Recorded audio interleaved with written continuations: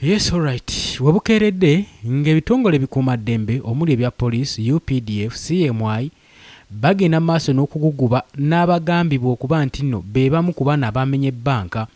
Tukyali ku nsonga eno naye njagala ensonga eno tugyetegereze. Ensonga eno obadde okimanyi erinkinga wamu n'ensonga eya sovereignty bill egenda maaso n'okuyisibwa olunaku eyayisiddwa olunaku olw'eggulo mu paaliyamenti. Wuliriza, tugenda kubanga tubiva kumukumu nga ali emmere y'akatogo. Ennaku eziyise mabega bukyanga banka erangirira nti nno baagimenya. Tulaba operation ezijja zikolebwa mu kibuga saako n'okuyoola bannansi abagenda maaso n'okukakalabya emirimu gyabwe nga bano bateeberezebwa mbu be bamu ku bamanyi ku lukwe olw'okunyagululwa Bank of Uganda. Can you imagine banka y'ensi yonna Central Bank okubanga yamenyebwa just abayaaya ab'omu Kampala golaba nga kisoboka. Tugenda kubaako n'ensonga ze tuyitaayitamu ze tugenda okubeera wano nga tumanya kituufu kye kiriwa ekituufu kye kiki. Abaana mu Kampala bazze bakwatibwa, bangi batwaliddwa, poliisi yazze n'esimba busimbi awo kimotoka n'etandika okuyoola omu ku omu ng'ebateekayo, bonna beesanze ku mirimu gyabwe. Kigambibwa lwaki kize kityo okubanga poliisi oba beekwerinda bafokasinze nnyo ku kifo ekyo ekyamutaasa Kafeero. Byonna byonna ngenda kubanga mbikuwa. So buli abadde ayinayo omuntu we ng'omanyi nti nna akolera mu areas eyo tandika okubanga weeraliikirirako kubanga kino kiri atabaala.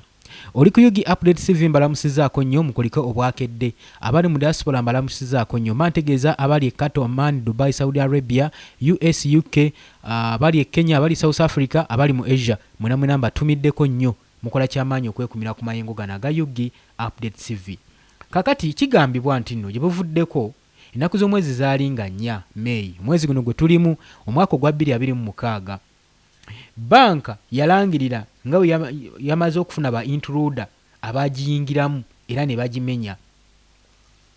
Kigambibwa nti bayingira bank premises mu kibuga Kampala. Era kigambibwa imbu laptops eziwerako nga 7 ze zabbibwa mu banka mu commercial offices. Era banka n'esalawo okutwala alarment eno n'elaminga era ne publishinga. Naye mu byafaayo bya banka tebakulima nti waliyo banka gye babba. Banka neyagala okusasanguza amawulire ago tekiriiyo kubanga banka eba eyolesezza obunafu bwayo. Era gavana tasobola kuvaayo mu butongole mu public nayasanguza ensonga eno nti nno banka baagimenye oba banka baagibbye. Ekyo ekikola kiba kya buswavu nnyo nnyo nnyo nga gye nkomyezza. Oli ku Yugi Update TV kosinzo bango otuwuliriza tukyagenda mu maaso. Lwaki nkugamba kiba kikola kya buswavu nnyo? Kiba kiraze obunafu eri banka saako n'abo beeweereza obutaddamu gyesigisa bintu byayo kubanga banka zitereka ebyama bingi. Ekyo kyosaanidde okubanga omanya. Kati banka yonna sigamba nti eno gye banka gye basoose okubba. Banka zibbibwa buli lukya. Buli mwezi kyenkana waliyo banka gye bamenya. N'ekizibu nnyo banka okuvayo ne yeerangirira nti no baatumenye. Ensonga zayo ezikwata mu ngeri ya kimpowooze mu kasirise. Okunoonyereza kuba kwa munda nnyo kubanga eyinza ofiirwa ba clients, eyinza ofiirwa trust. We baba nga banka basobola okgiyingira mu banka nga gy'omanyi. Bank of Uganda ne weese tolinze omanyewo bulungi nnyo. Gulowooza abaagimenye bayinza okuba nga baavuddewa yo olukwe lwalukuddwawa, pulaani zaabadde zitya, ebigendererwa byabadde ki. Njagala nkujjukize nti gavana wa banka eno Bank of Uganda gye buvuddeko nga baakayisa sovereignty bill yavayo n'akuba etteeka lino bubi nnyo n'agamba terisaanidde ligenda kunafuya ebyenfuna by'eggwanga Uganda ate nga baba banka liba libakosa ligenda batwala mu economic crisis. Yali kuba nnyo era teyali wagira kino kyanyiiza nnyo regimu ya mwami Yoweri Kaguta Museveni abali bategese okukozesa sovereignty bill eno ng'engabo yaabwe ebaprotectinga. Kati ndowooza olaba engeri gye bigenda birinkingamu. Kakati banka weemala okuvayo n'ekuba etteeka lino, mwabala ne mutavaayo kulyogerako kiba kiwedde, liba limaze okusaanyizibwawo, kubanga banka gwe mutima gw'eggwanga. Kati bwe balabye ensonga eno ng'erinkinzi ne babuuza ani akyoge nti gavana wa banka mulamba. Eno Bank of Uganda Central Bank yeefuga banka zonna eziri mu Uganda. Gavana waavaayo n'ayogera ku nsonga eba etwalibwa nga ya mugaso nnyo era eba erina okukonsidaringibwa. Kakati ensonga eno baagitya nnyo. Mu bonna abazze ne badiscussinga ne ba opposinga ku nsonga eno eya sovereignty bill, bali bonna tugambe nti n'obadde nga busiradizi. Ensonga enkulu oba omugenyi omukulu mu nsonga eno gyogerako yabadde gavana wa banka, kubanga yakwasaganya ku ekonomi y'eggwanga ne ku financial flows eziyingira mu ggwanga lyattu Uganda. Kati bwe yavaayo etteeka lino baali basuubira okuba ng'agenda badifendinga, era lyali tebamusuubira kubanga ajja kusowolayo omutwe okwogera ku nsonga eno, wabula yagusowolayo. Nabagamba etteeka lino ligenda kubeera likosa sisitimu ya banka. Operation zaffe zonna ze tukola zigenda kubeera nga zitattanyizibwa. Ekyo yakibagamba naye nga bwe nkugambye tekyasanyusa regimu eno. Kaakati njagala kulagawo ebirinkingira. Gavana wamala okwogera ebyo ne basigala ng'ebibuuzo bingi batakula omutwe ki kye bakoze. Balina okunoonya engeri yonna esobola okubeera ng'esaanyaawo gavana ono owa banka eno, kubanga banka y'enkulu. Baali balina okunoonya engeri yonna emusaanyaawo batya. Kati era kigambibwa mbu okumenya kwa banka eno si kwa ababbi nti bagiyingiridde. Banka eno ekuumibwa butiribiri. Kankubulire kubiri mu banka eno.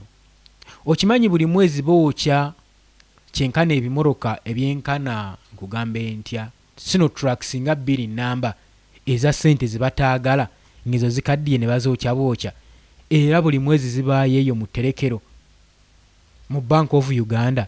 Naye kyewuunyisa ababbi abaavudde ku Mutaasa Kafeero bo ne bagenda nga tageti yaabwe yakubba laptops nga ze beetaagamu ne baleka ebyobugagga byonna ebibeera mu banka. Mubeeramu ebyobugagga Diamond, Gold, obuntu obutono basobola okunyuula nabo ne batamanyibwa. Lwaki laptop ze babbye? Laptop ze zibeerako ebyama ebikulu ebya banka. Oba okategedde akantu ako. Kati wano bakuyingizaamu bakulaga nti nno we baba batuuse ku sse lisobola okuba nga bawamba ebyama bya gavumenti ebikwasaganyizibwa ne flow of currency mu ggwanga Uganda, kitegeeza gavana wa banka eyo abeera munafu nga basinzira ku byokwerinda ebiri mu banka. Kati mu kyo baba badde balina omumuyeeyeza okumulaga obunafu bwe nti era gye bujjako mu maaso gyagenda owulira nga bagamba ono aresigninge, era bagenda kuba nga bakyusa gavana wa banka eyo lwa nsonga yabakubye mu tteeka lye baagala okuyisa. Kati naye ke kaseera batandise omupangira bamuyiiya, bagamba watulemesezza, ogezaako tuyingirira. Bayinza obutamuggyako naye kati kuno kubanga kukasuka jjinja mu kisaka mulabula nti totuyingirira nnyo tule tusobola okukwata ewaluma. Kkiriza obagaana. Abayaaya b'oku Mutaasa Kafeero tebalina buvumu, tebalina well equipped kuyingirira banka gimenya. Ye ng'obuvumu babugyewa. Banka eyo ekuumibwa butiribiri. Eyina security cameras eziri alert nga zisindika notification singa wabeerawo intruder. Mbu kigambibwa mbu abazigu bano abayingiridde banka bagenze ne master keys ne photocopy z'ebisumuluzo. Tebagambye in fact tebagambye na master keys, bagambye photocopy z'ebisumuluzo. Ne bagenda nga baggulawo buli luggi, tebaamenye, bagguddewo bulungi, naye nga photocopy z'ebisumuluzo baazigyewa. Ekyo kyenjagala naawe weebuuze, baazigyewa. Kati wano amagezi we gakuweerereza nti nno ekintu kino ekyokumenya banka eno kyabaddemu gavumenti, kyabaddemu abanene oba oliawo mu gavumenti abaagala okusaanyawo gavana n'okumukuba obutaddamu kuleeta kigere kye wakusolayo omutwe gwe mu sovereignty bill eno gye baagala okuyisa. Jjukira n'agamba sovereignty bill eno etagetinze omuntu omu Robert Kyagulanyi Ssentamu n'ebibiina byonna ebiri ku opposition abagenda mu maaso n'okuopposinga gavumenti beetagetinze. Kati bo nagambye gavumenti ekintu kyesinga okufaako si ngeri ekonomi gy'eggwanga gyeyimiriddemu, si ggwanga ligenda ttambula litya era ligenda kuyimirawo litya mu maaso. Be ekintu kye bafaako ennyo beenywereza batya mu buyinza obutavaamu, ekyo bayita greed to power. Omuntu okubeera n'omululu mu buyinza newankubadde basaavinze emyaka egiwera 4 tebannakkuta. Emyaka 8 egyo gye bamazeeko ogambeko nno yadde nti balina bye bakozeewo eby'amaanyi ensi byerabirako, nedda.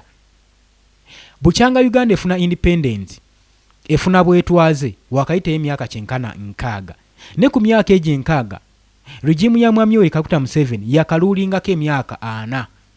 Bali abalala Bobote, Amini n'abalala abo babinaayisa batwalira emyaka 2 gye baafugako. Niye ebintu bye baaleka bakoze byonna ebiriwo by'olabawo kati ebirabikako byakolebwa ku mirembe gyabwe egy'emyaka 2 agaayita nga gavumenti ya Mwami Yoweri Kaguta Museveni tennajja mu buyinza. Kati be emyaka 4 gye bamazeeko bye bakoze tebiriiwo, so n'ebyo ebyabo abaakola mu myaka 2 bye baasangawo bye biriwo kati ne bagezaako kugenda mu maaso n'obisaanyaawo. Ekyo ojja kunzikiriza oba ogaane. Onooba owakana nnyo bikkula ebitabo ojja kugenda okulaba ebigenda mu maaso, naawe ojja kuvaayo ng'onyenya mutwe. Nagambye oli ku Yugi Update Civic osinzira okuba ng'otuwuliriza. Kakati gavana wa banka eno ali mu kattu, tukkirize oba tugaane, nga Mwami Yoweri Kaguta Museveni anaatera okulayira. Eno sovereignty bill bagyetaaga nga bwe kyakulwanyisa okuprotectinga nakyemalira Yoweri Kaguta Museveni okumulemeza mu buyinza. So buli nsonga yonna evaayo ng'ebalaga obunafu bwabwe baba bagenda gikwatako mu magezi. Kati omanyi ebirole n'ebirole bibadde bipaakinga ku Mutaasa nga biyoola abaana nga beekwasa nti embwa zaabwe simanyi zaakombye olusu era ne zibatwala ku Mutaasa Kafeero nga yeewali abaamenye banka. Can you imagine? Eggwanga nga Uganda, Central Bank eno weeri, Bank of Uganda, waliwo security cameras. Waliwo ne kamera ez'oku nguudo ziba ziraga bulungi nnyo abayingidde bayiseewa. Naye ekyewuunyisa ab'ebitongole abakola mu kunoonyereza ku operation tebannalaga nti oba waliwo kamera eyakutte bano nga bayingira nga bamenya nga bafuluma nga bavaayo. Tewali information eyo yafulumiddwa, wabula bagamba kimu nti banka baagimenye ne babba laptops 7 era ezo zaalugenze. Luno olunaku okuva olunaku olwa Monday ebitongole ebyokwerinda ne ttiimu zaabyo bazze bagenda mu maaso nga bakwata buli kizimbe ekiri opposite ne City Square nga bagamba ekitunudde mu commercial building nga bakiriminga nti muyinza okuba mwe mwavudde obuzibu.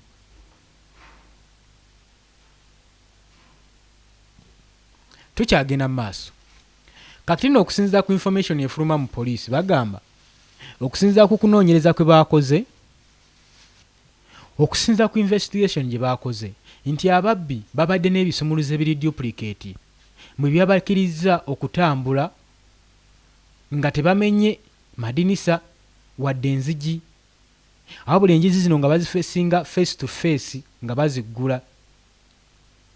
Mbu kino kyabayambyeko okubawa free entry n'okusala ko internet yabadde munda mu internet yayo yasaliddwako internet connection. Mbu kibanguyizeeko okusinziira ku sources zaabwe zibabadde nazo okusinziira ku investigation sources zigamba mu kibanguyizeeko kubba babeere close nnyo n'okwengeginga bye baagala mu maaso n'okubba. Security equipment bazisazeeko omwo musa ne CCTV surveillance cameras saako ne internet routers ezibalirwamu $5,000,000 newankubadde balemereddwa okugula cash safe. Omubbi tayinza kujja na bisumuluzo biggula banka eyo n'abuna buli kisenge n'alemererwa okuyingira cash safe. Ekyo kya bulimba era kya bwewussa. kakati nno okusinziira ku detective annyonnyola ng'agamba ababbi bano bagezezaako okuba nga bajjako CCTV cameras ne office doors ne bazimenya bwe babadde basaakinga ebisumuluzo okuva mu storing room ebifaananyi mbu byabakutte cameras ziraga abasajja 5 nga bamenya nga bayingira proof doors era detective yagasseeko ne ttiimu ye nga bagamba Central Police Station ey'omu Kampala okussaako ne ba criminal officers bagenda maaso n'okubeera nga bakozesa embwa zaabwe snuff dogs nga bagenda bavisitinga scans embwa zaabwe zabadde zituracinga nga zibatwala ku Mutaasa Kafeero Plaza mu downtown era poliisi ey'oluvannyuma ennyo yakulawundinzeeyo n'esalako ekifo ekyo ekizimbe kyonna nga bagenda maaso n'okusaakinga stolen laptops mbu baziigirawo ku Mutaasa Kafeero osobola okubba ebintu ng'ebyo ebiri sensitive ennyo ebya banka osuubira birimu ne GPS omubbi oyo nga bibadde mu njega n'abitwala paka ku Mutaasa Kafeero ebyo byonna bibuuzo byakwebuuza ebibuuzo bingi naye ansa ntono nabagambye muli ku Yugi Update Civic musinzire okubanga mutuwuliriza tukyeyongerayo twagala tunoonye tumanye kino kyekuusa kitya ne ku sovereignty bill kakati Kampala Metropolitan Police spokesperson superintendent wa police Rachel Kawala yakonfaminze nti mu downtown operation ebadde intelligent bulungi era basibye kyenkana abasibe oba abakwata bakwatiddwa bawera 20 bebasuubira era bebatutte nga suspect era mbu bagezezaako kulikavalinga some items eziyinza okubayamba eziyinza okuyamba ku poliisi okugenda maaso n'okukaringa investigation zaabwe Kawala watu wagamba mbu bagenda maaso n'okupressinga oba operation elinkinga ku Bank of Uganda mbu bagala balabe bino bye bafunye bilinkinga n'okumenyebwa kwa Bank of Uganda era nga Kawala agamba mbu safunye information nti embuuza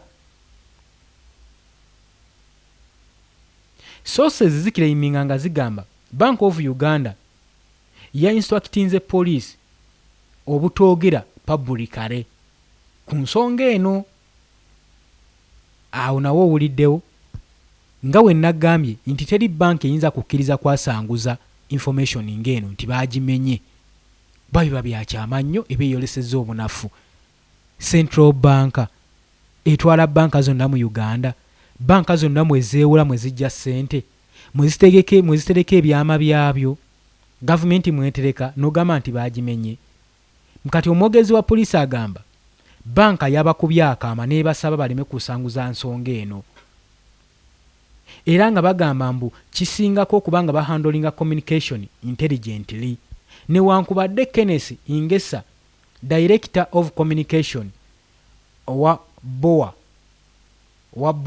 yakonfaminze nti incident eno yabadde emenya mateeka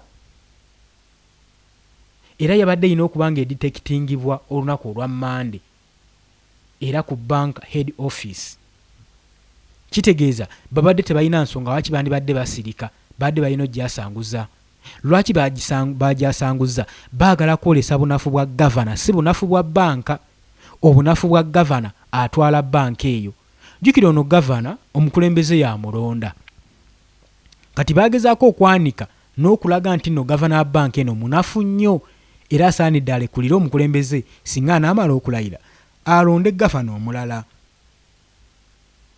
lwaki kiriwo ekityo nti gavana ono nkugambye y'omu ku mutwe omukulu ogwesowolayo okubeera nga akuba sovereignty biiru eno gye baagala okuyisa nga biiru eno ebigendererwa byayo mubaddemu articles ez'amaanyi nga zifuula ggwe munnansi ali ebunaayira nga zikugoba okubeera munnansi w'eggwanga Uganda zikuggyako obutuuze bwo mu Uganda era ng'otwalibwa nga foreigner omugwira era nga etteeka lino terikuwa mwaganya obanga olina famire gye waleka ebweru ng'ogiwa obuyambi mu Uganda tokkirizibwa kusindika ssente eri famire yo giwa buyambi kubanga gw'otwalirwanga mugwira ate ssente ezo ziba ziraga nti nno waliwo mugwira agezaako mu maaso n'okufujjirira ensonga ezigenda mu maaso n'okumwamulako gavumenti ya Mwami Yoweri Kaguta Museveni.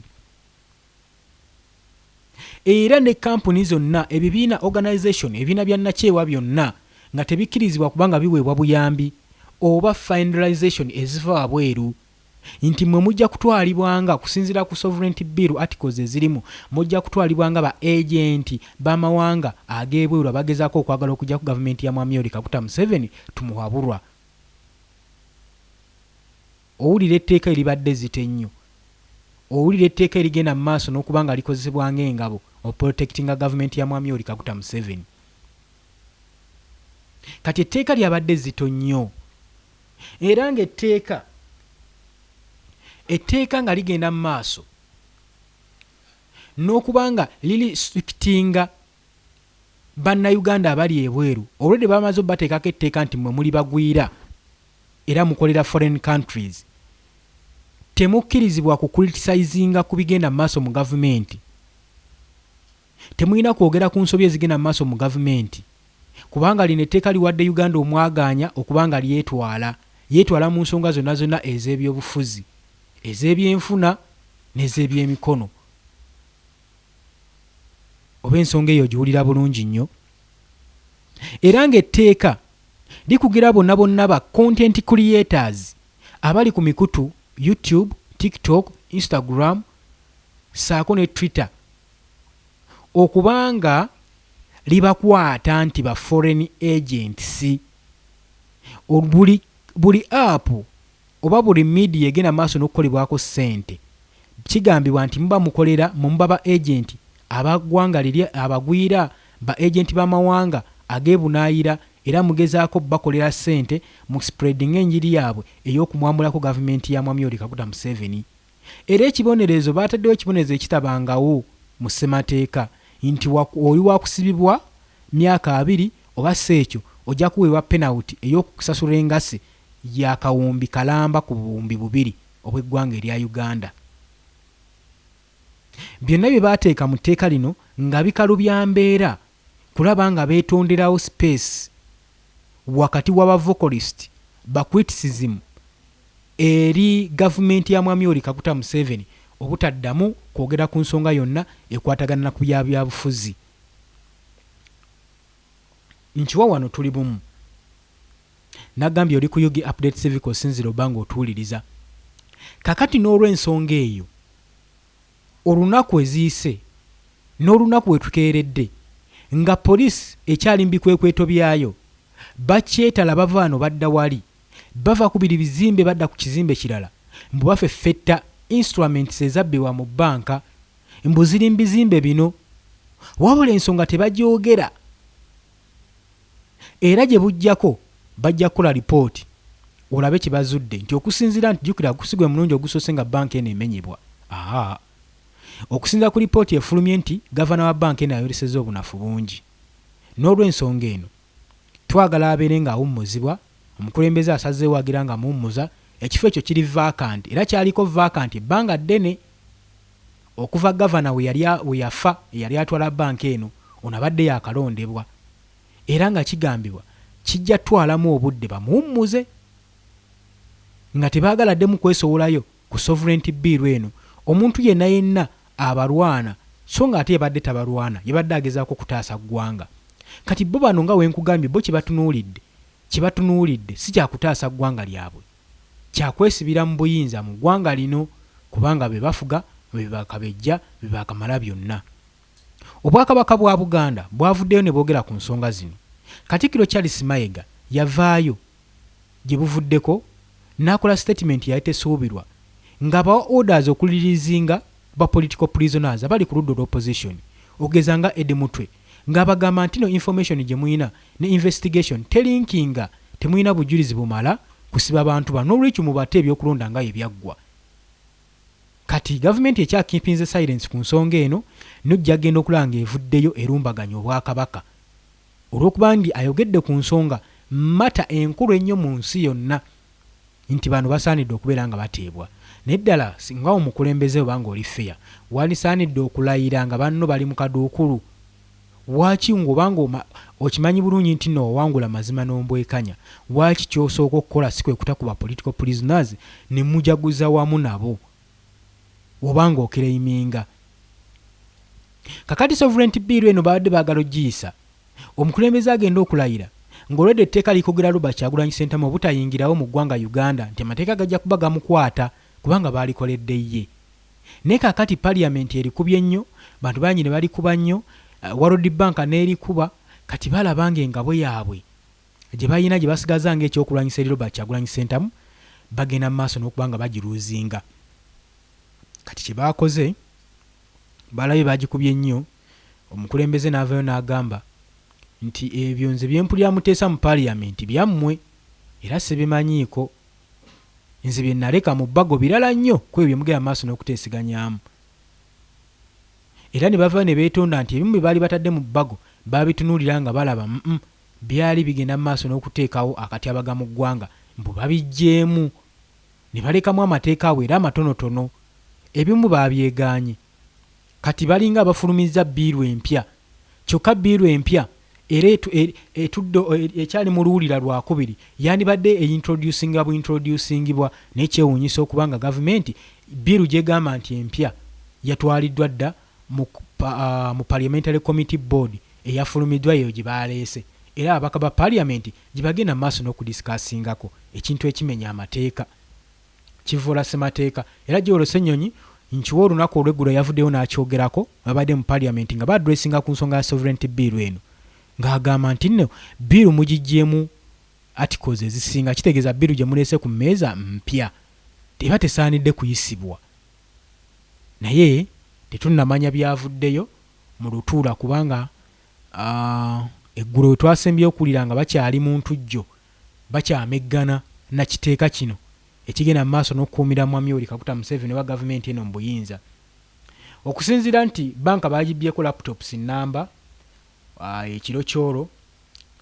Bagamba nti ensonga zikyali under investigation era BOU egenda mu maaso n'okuba nga ekola bukubirire okuba nga egettinga close ku relevant security agencies bagende mu maaso n'okuestablishinga embeera okwetoolola incidents eyabaddewo era bateekinge priorities ku actions ezeetagisa bagenda zikola.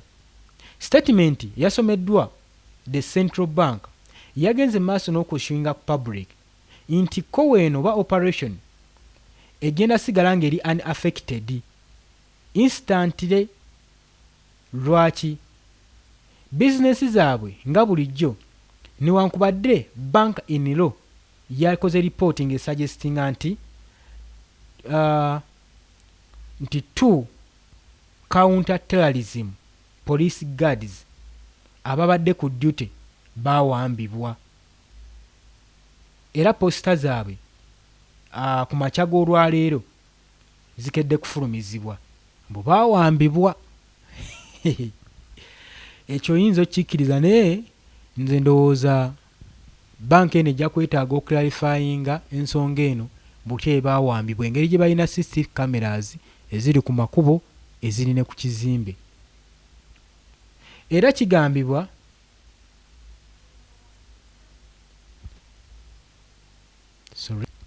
bagamba nti poliisi ekola bukubirire okuba nga badizolovinga solution eno ensonga esobole okuba nga ekwasaganyizibwa. Kati omanya kiwedde bawambye bawambye, ate buli gwe bawambye tolooza nti naagenda viirayo awo, teri gwe batwala ku poliisi n'avaayo awo nga talina musango, balina obbajjamu akasente babate. Ebino ebikookeeto oluusi gavumenti yaffe kyetamanyi tegenda mu maaso nakufiiriza na bannayuganda nekwongera ekonomi yaabwe bantu bakuba bwavu kubanga ebitongole bino byekozesa bibbi nga byo. Kati operation yabaddemu kubba bantu era buli gwe baatutte bagenda mubbamu akasente mitwalo nga 3 omuta baba bamaze okukola era abantu nga beeyongera obwavu oluusi ka capital kwe bakozesezza obbajjayo.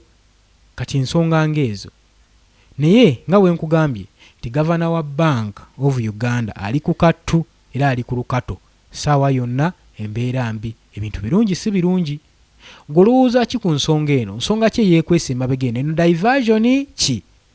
Naye nze nga wendaba si diversion. Waliwo omuntu gwe batagetinze era ng'olaba sovereignty bill we yayita nga balina gwe batagetinze. Bwe gutyo na kino weekiri. Obadde oli ku Yugi Update TV nga kusinzira obbanga otuwuliriza, abali emitala w'amayanja nnyongera obbatumirako, mukola kyamaanyi nnyo okwekuumira ku mayengo gano aga Yugi Update TV. Singa bulijjo nga tunaatera okuba nga tumaliriza ku nsonga yaffe eno, kimbeetaazaako nti nsuubira okujja mu comment section, mbasuubira okuba mugenda kuvaayo mulayikinge, mushiyalinge ensonga eno tusobole okubeera nga tugigumbamu obwala, tugyogereko, tugidiscussingeko, kubanga ensonga yaffe bannayuganda tuba tulina okudiscussinga ku mata eno kubanga egeetinze waasi. Baganda baffe, baganda bammwe bagenda mu maaso n'okubeera nga batwalibwa nga ba victim of the circumstances, kyokka nga ne occurrence tebagimanyi nako. Can you imagine? Nga bulijjo ngenda maaso n'okusoma eri baganda bange mmwe abajja mu comment section. Tumwesije Shaban, webale commentinga, webale commentinga, comment erabikiddwa. Muwanguzi Godfrey, webale kuteesa. Mukwaya Hassani, webale kuteesa, comment yo erabiddwako. Nsomeyo nga 3 tubeere nga tuva wano. Latte Abuki, webale kuteesa. Rachel Narule, comment yo tugifunye, webale kuteekayo ndowooza yo. Nsuubuga Mafias, webale kuteekayo ndowooza yo. Nsomeyo nga 2 tusobole okuba nga tukomekereza olunaku olwaleero. Ani wano omulala? Muwanguzi Godfrey nakusomye dda, webale goteesa nnyo. Maria Davidson, webale kuteesa. Mubiru Joseph, comment yo tugirabye. Cotton, webale kuteesa. Charles Mutumba, obeerako nnyo. Sylvia Dike, mwabasinga oteesa wano. Brian Sempala, Namala Foresta, namwe namba tumiddeko nnyo. Oli ku Yugi Update TV kosinzira okubanga otuwuliriza.